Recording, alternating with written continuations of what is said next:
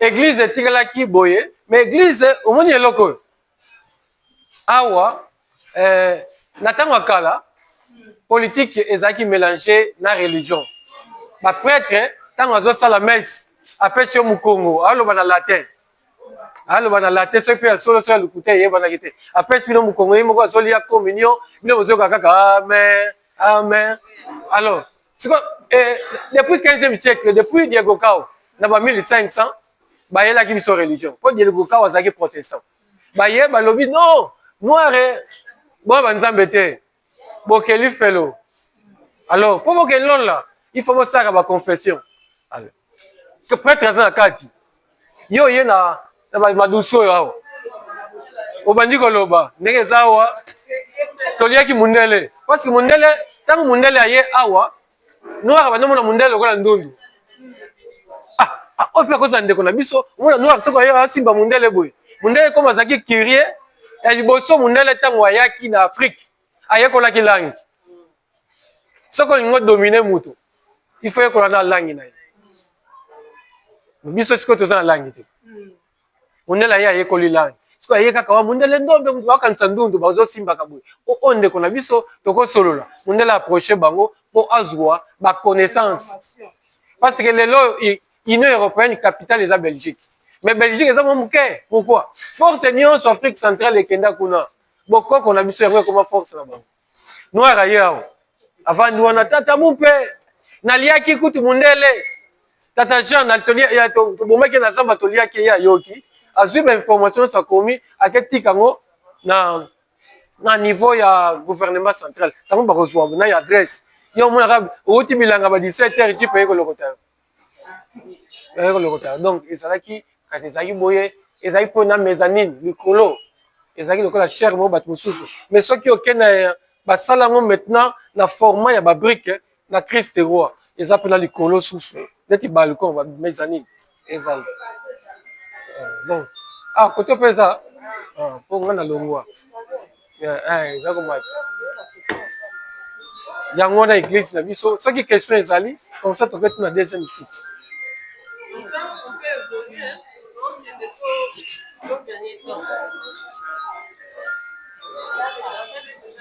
Hotel yango oyo bandimi bino boza na se sango azute azali pour l'escalier pour monter l'escalier oyo bango oyo baza oyo aza troisième évêque noir awa aza nanu sango aza nanu père azalaki nanu jeune awa ntango akolaki okoma évêque mais akokisaki daya 75 ans na ye na pouvoir mais aza so en place te remplaça na ye yeyo José Claude Bimbamba donc premier évêque noir deuxième évêque noir bakunda bango baza na kati église mpona kosurveille kotala donc c'est ça.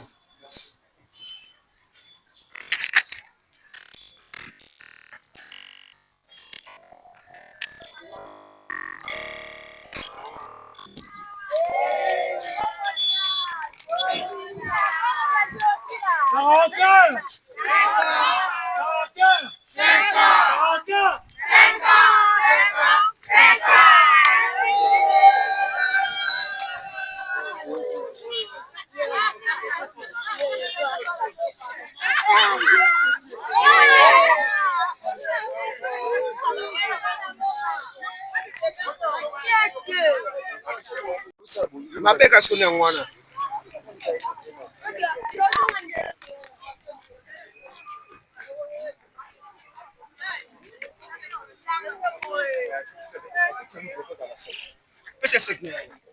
Voilà. Donc, est-ce que c'est la sécurité?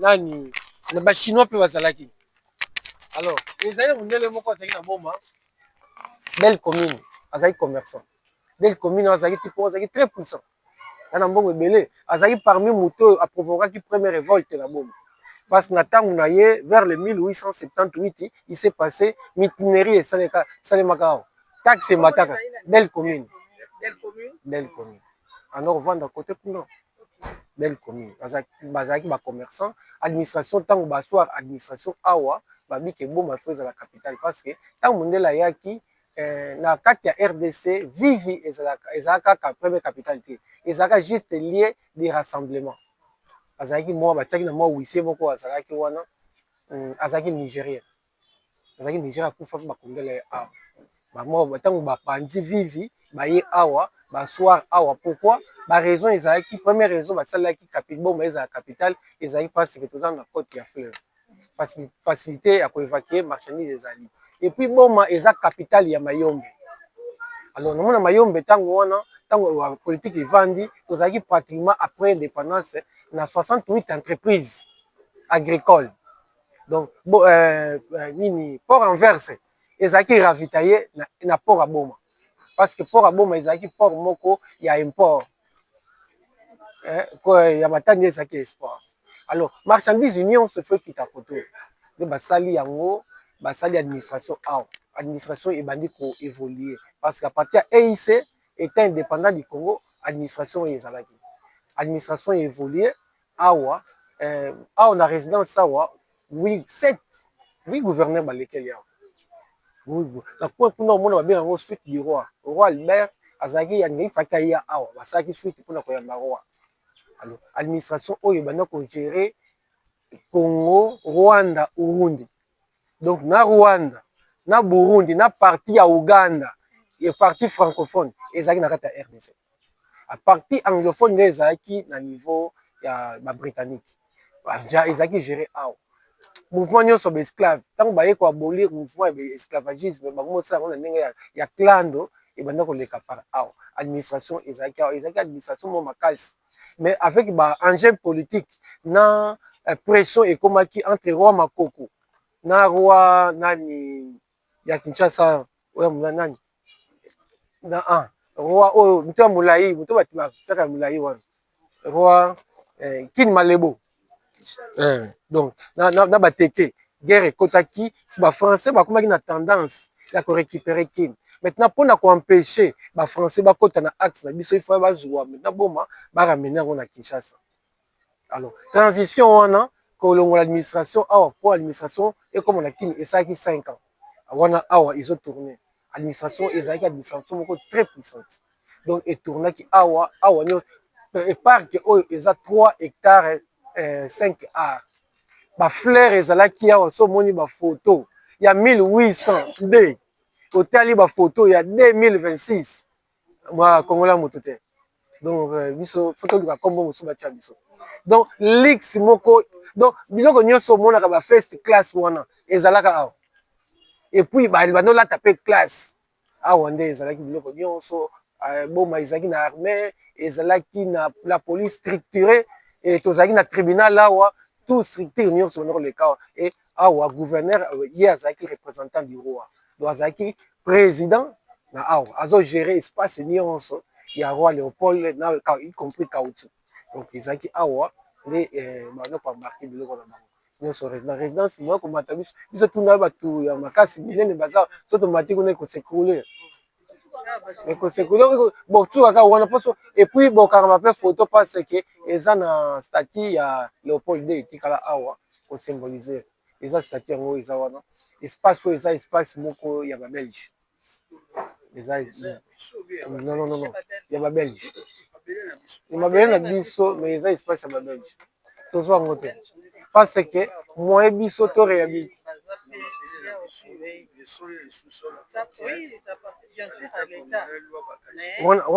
loi bakatiki esalaka eloko te Tout ça, on a documenté. Revendication, nous les artistes, on ne peut jamais accepter que vous nous disiez ça. Et puis vous êtes censé à protéger le patrimoine. Quand quelqu'un a volé, il faut dire l'histoire comme elle est. Cette partie a été volée par le Belge et nous, les Congolais, nous avons récupéré notre territoire et nous les conservons. C'est ça. C'est ce que nous savons. Mais ce que nous sommes les Belges, nous sommes les artistes de Togo. Pour nous, l'histoire, il y a Mboka, Ndenge et Sengeli. C'est ça aussi le rôle, il y a musée national, rôle, il y a office national, il y a tourisme. Il y a que protéger le patrimoine. Matériel et immatériel. Nini po biso artiste tozali pona kopesa message bakonzi botala ndenge tosundoli awa koloba ke biso toza batu te toboyi tozali batu biso bayini biso nde toye tomoni boye karaoke 5 ans karaoke 5 ans karaoke 5 ans 5 ans 5 ans merci tozobelela bakonzi. OK. Oui, merci. Vous cherchez comment réhabiliter cet endroit. Donc, il faut les contacter. Vous êtes là-bas à Kinshasa. Le ministre du Tourisme. Alors, pour votre information, je peux aussi ajouter, nous va rester bras croisés. Il y a des démarches en cours. Nous avons commencé. Pas aujourd'hui, ça va. Donc, nous sommes en train de travailler à la présence des institutions telles que Musée national et Musée national du Congo. Il y a aussi l'ONT et d'autres personnes. Donc nous sommes derrière cette affaire. L'État n'est pas distrait. Donc son Excellence était ici. Oui, oui. À l'occasion, comme vous étiez avec lui. Son Excellence, c'est un message de karaoké. Son Excellence Didier, je vis Didier Mazenga, je vis votre parrainage pour un concert X à Matadi le 1er mai. Les karaokers sont au Congo central. Jusqu'à présent, vous êtes à Matadi depuis hier. Je vis... Non, il est à Matadi.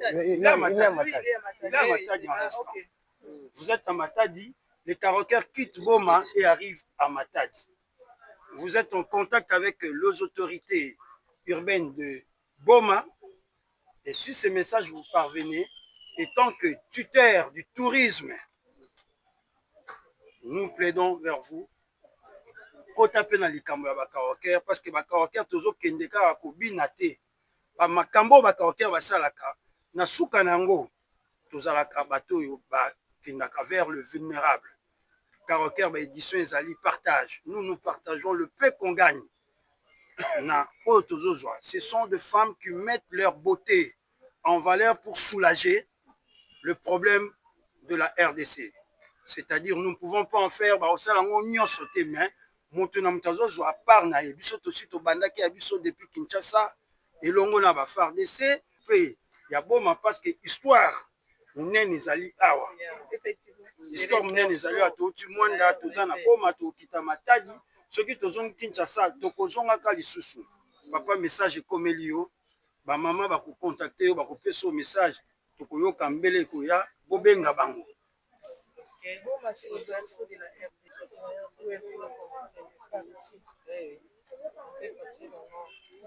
À la prise des images. Quelques photos et continuer la route.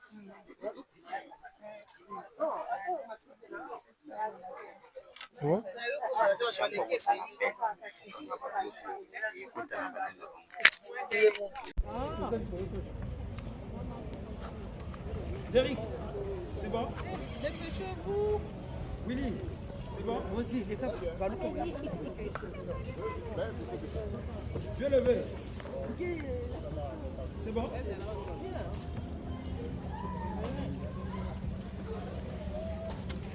Je veux au quota.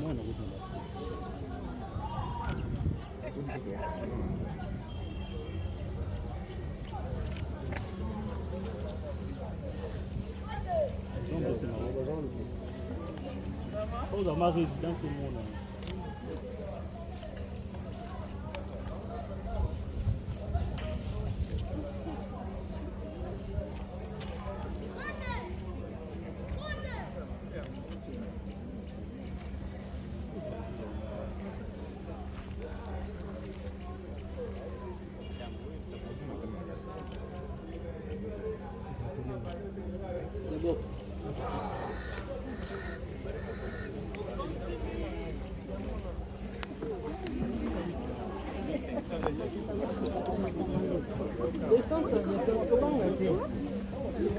What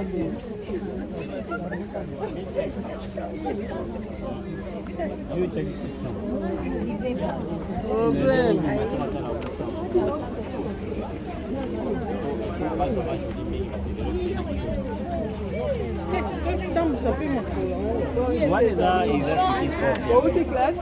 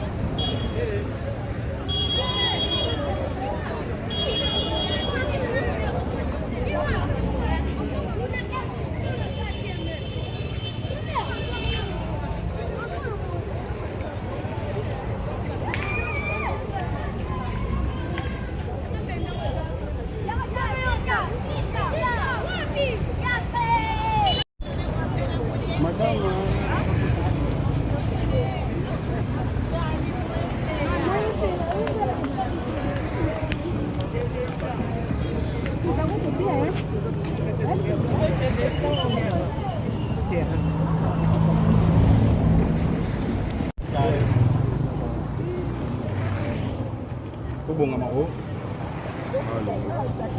Na moi de la femme basi bako koseka te.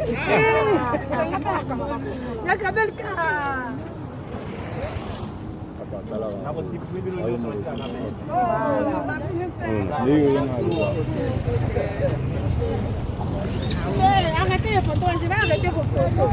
Au gagnant en désordre. Au gagnant en désordre.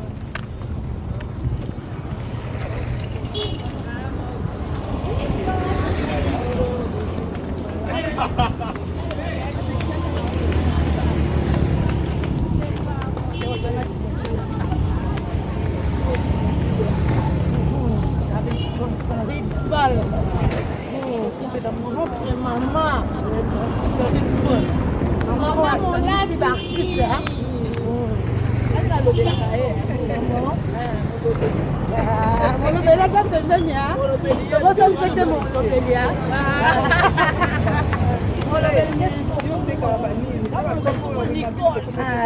Molobeli ya mama Karibala, c'est maman Nicole. Oyoka, oyeba, tuna maman Nicole, Karibala, c'est qui?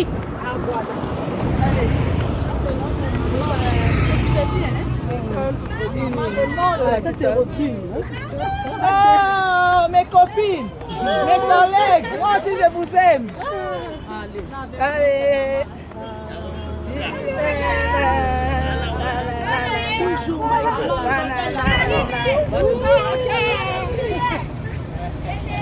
Moi aussi je te love, maman.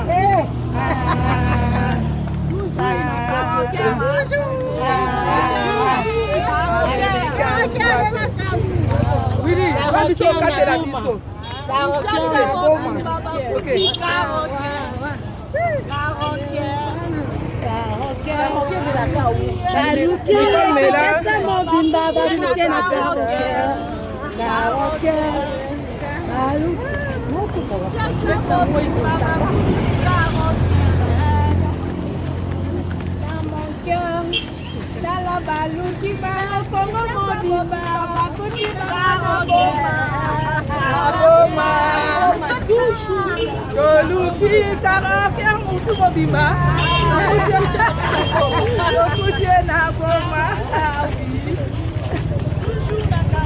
biso wana. Karaoké déjà s'est installé dans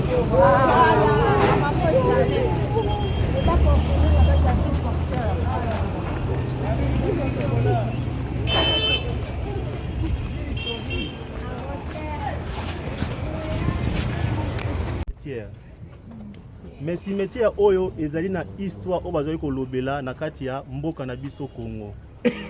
Na époque ya indépendant du Congo et puis Congo belge.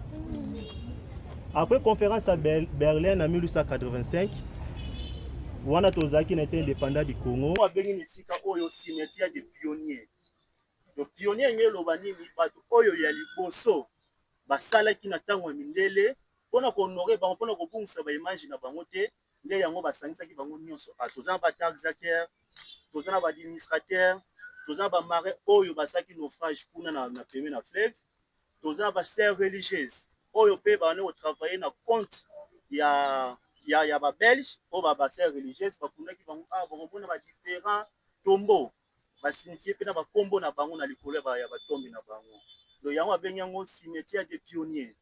Avant qu'il y ait d'autres cimetières, notre mot cimetière mosusu na Congo oyo ezali cimetière ya liboso oyo bamindele batika kotonga mpona koreflete mpona kogarde souvenir ya bato na bango oyo bakufaki oyo batravaillaki na ntango ya Congo belge et puis na ntango ya état indépendant du Congo. Allez jusqu'à ce que capitale elongi na Boma de 1986 jusqu'à 1909 ezaki transféré dans l'école ville oyo tobengi actuellement la ville de Kinshasa. Je dis et je vous remercie. Entre-temps, Natiki Maloba, na chef d'antenne, na biso so bazana elo akobakisa ko kobakisa. Capitaine de Boma, M. Makusuna Bolongo. Il vient de décortiquer la généalogie de cet endroit ici. Et je peux ajouter seulement qu'il y a aussi, comme nous on dit dans les dialectes, Congo de Diatotila, le Congo appartient à tous. Et à l'époque coloniale, il y a eu un Nigérien qui était photographe, qui avait trouvé aussi la mort. On l'a enterré dans cet endroit ici. Donc, je crois que vous allez poser des questions par rapport à l'état de salubrité. J'anticipe pour vous dire que c'est l'Office national du tourisme, avec 26 provinces et 145 territoires, nous ne pouvons pas mettre tout en œuvre. Mais le projet est en cours pour la réhabilitation de cet endroit. En tout cas, je dis et je vous remercie. Je vous laisse si vous avez des questions à poser. Peut-être on voit les différents sortes de tombeaux. Ok, merci. Comme ça, c'est les capitaines.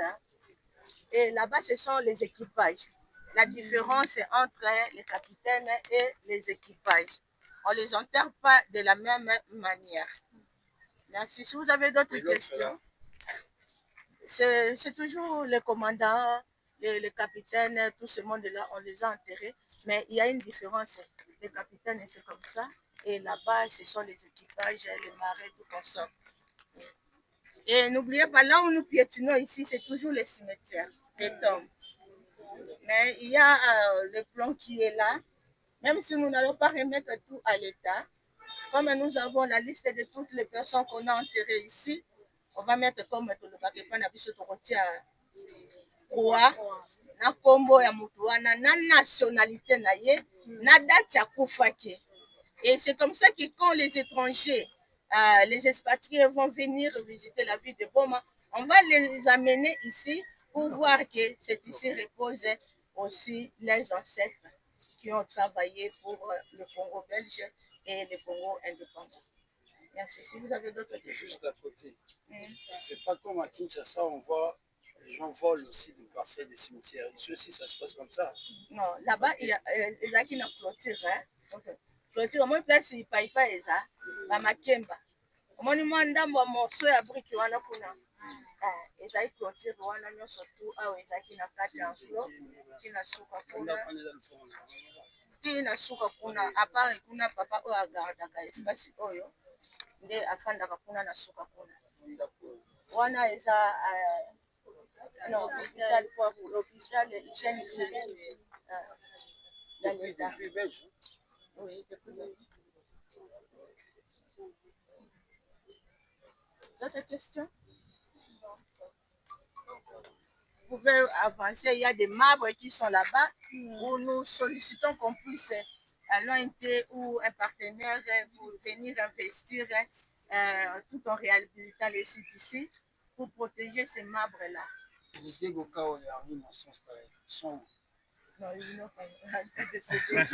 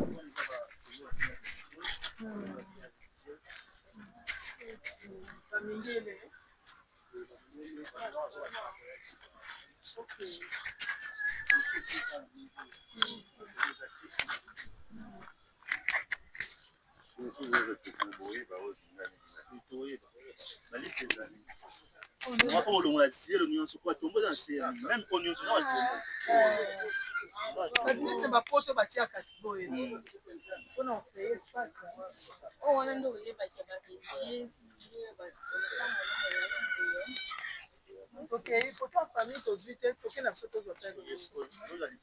banda.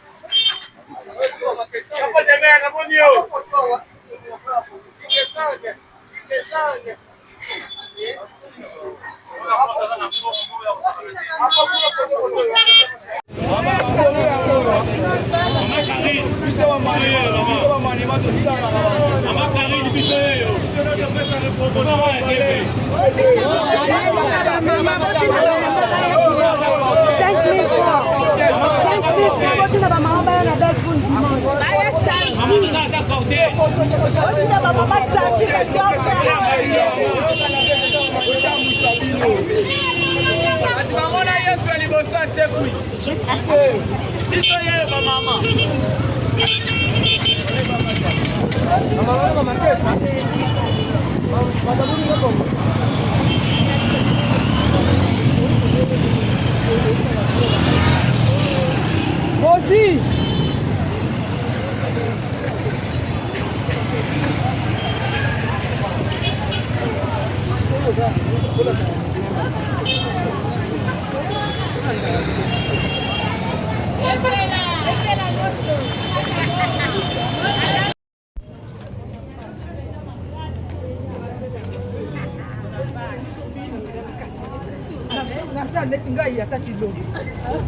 Merci.